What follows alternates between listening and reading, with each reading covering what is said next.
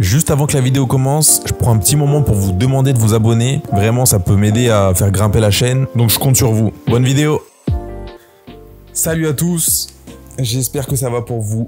Moi ça va, j'ai le sourire, donc tout va bien. On se retrouve sur une nouvelle vidéo, 3 conseils que je peux vous donner pour vous aider à progresser au tir, surtout en situation de match. Pas juste savoir tirer comme ça, mais progresser en situation de match, quoi. Si c'est pas déjà fait, je vous invite à vous abonner parce que c'est vraiment important. Je le redis à chaque vidéo et je continuerai de le redire. Mais pour les besoins de la chaîne et qu'on puisse faire d'autres choses de meilleure qualité, j'ai besoin de vous, j'ai besoin de toi et j'ai besoin que tu t'abonnes.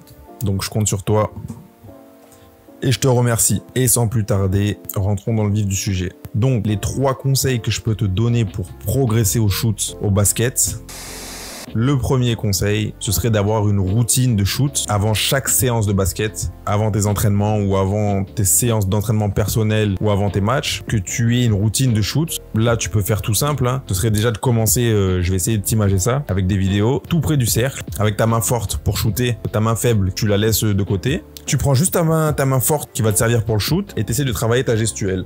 Bon, là, vous le voyez pas, mais j'ai mis le panier. Et voilà, tu essaies de travailler ta gestuelle comme ça, près du panier. Ensuite, tu rajoutes ta deuxième main. Et voilà, tu fais ça d'abord près du cercle. Le but, ça va pas être de réussir tous tes tirs et de se dire, voilà, j'arrive à shooter à l'arrêt, sans défense, etc. parce que ça sert pas à grand chose, à part pour les lancers francs. Mais là, le but, en fait, ça va être de t'aider à fixer ta mécanique de tir, à toi prendre l'habitude. Parce que le basket, c'est toujours une histoire d'habitude aussi. Même quand on est fort, comme je l'ai déjà dit dans une vidéo, si on s'arrête de dribbler, de shooter, ça devient vite compliqué. Donc là, en fait, ça va te permettre de fixer ta mécanique de tir, pardon, de te familiariser avec ton shoot. Vraiment, en fait, le shoot, c'est comme si...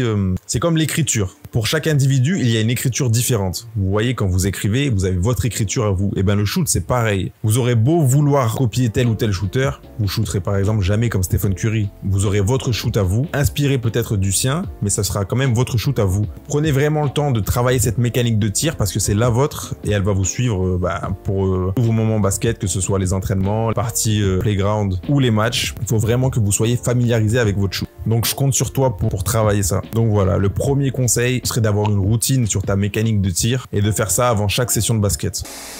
Le deuxième conseil, ce serait de travailler sur des exercices de tir, mais pas des exercices de tir statiques où vous êtes immobile et que vous tirez à l'arrêt, mais sur des situations de match, donc des situations de basket que vous pourriez rencontrer en match. Soit tirer avec un défenseur qui va essayer de vous gêner, un ami à vous ou n'importe, quelqu'un qui va essayer de vous gêner. Ça vous rajoute de la difficulté, mais au moins ça rend la chose plus réelle. Et par exemple, si vous essayez de tirer et qu'il y a quelqu'un qui vous met, je sais pas, la main devant les yeux, qui vous gêne comme ça, ou qui vous tape un peu le bras, qui est juste devant vous déjà, c'est déjà pas mal.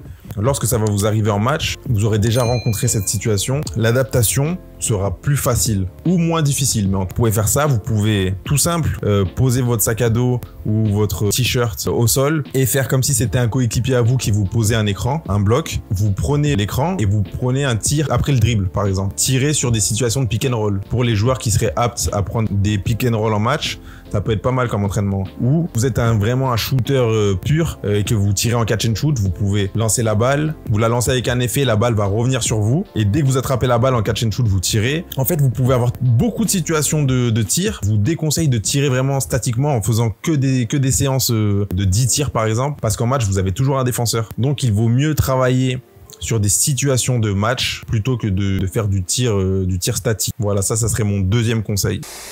Et le troisième conseil, donc le dernier de la vidéo, et je t'invite encore à t'abonner si c'est pas fait, je compte sur toi vraiment. Le troisième conseil, ce serait de tirer avec de l'intensité. Quand je dis de l'intensité, c'est comme en situation de match en fait, il faut pas que tu sois dans une zone de confort, sinon tu ne vas pas progresser. Il faut que tu essayes de tirer entre 80% et 100% de l'intensité que tu peux fournir, que tu peux donner. Par exemple, si tu fais des séries de 10, il faut que tes 10 tirs, tu essayes de les faire avec de l'intensité. De 1, ça va te fatiguer. De 2, tu seras moins lucide. Et de 3, c'est une situation qui risque de t'arriver en match. Donc je te conseille de tirer comme ça, avec de l'intensité. Tu verras pas forcément les résultats parce que ton pourcentage de réussite au tir va sûrement chuter un peu, contrairement à si tu tirais en position statique et que tirais dans ta zone de confort, sans défenseur, sans intensité, sans être fatigué, c'est sûr que tu marquerais plus. Mais l'entraînement serait moins efficace. Tu pourras prendre l'habitude de shooter en étant entre guillemets fatigué ou avec de l'intensité et ça va te permettre déjà avec le temps de pouvoir mieux tirer quand tu seras fatigué, de mieux gérer ta fatigue, ton stress, stress, etc. Et quand tu seras en match avec un défenseur qui te fatiguera, s'il y en a qui viennent en boîte sur toi parce que t'es trop fort, et j'espère que t'es trop fort, tu auras déjà plus l'habitude de tirer dans ces conditions et ça pourra plus t'aider. Donc voilà, c'était mes 3 conseils pour t'aider à progresser au shoot, au basket, surtout dans des conditions de match. Donc on se fait le récapitulatif ensemble. Le premier point, c'est d'avoir une routine de shoot pour te familiariser avec ta mécanique de tir et de ce fait prendre l'habitude de tirer, et plus tu vas tirer, plus tu seras à l'aise avec ton tir.